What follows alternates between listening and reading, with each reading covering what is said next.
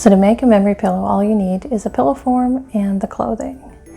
Measure your pillow form, and you want to add anywhere from 1/2 to 1 inch on either side to allow for seam allowance. Before you cut your fabric, you want to measure and make sure that the part of the fabric that you want to use is large enough for your pillow. My pillow form is a 16 by 16, so I'm going to want to measure my square to be 17 all the way around.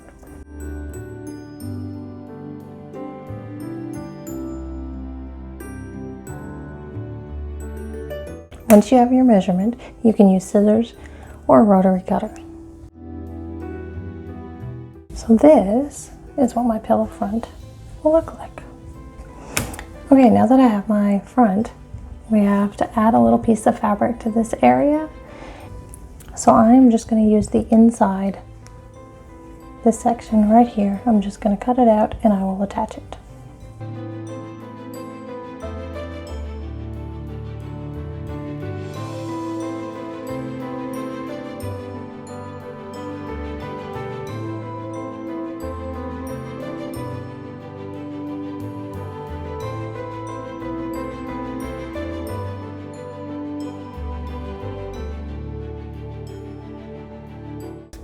So I'm just going to pin this.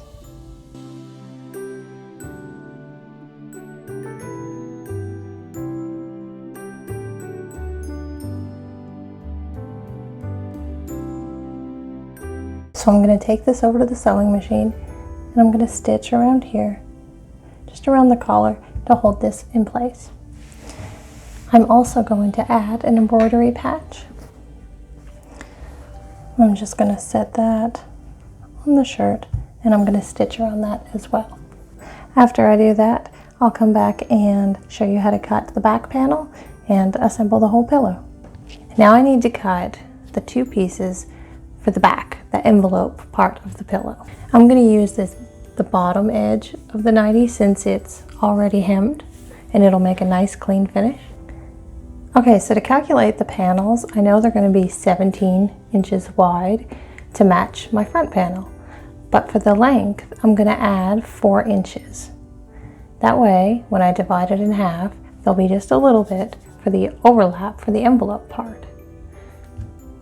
So I'm going to make each one of these about 11 inches long and 17 inches wide.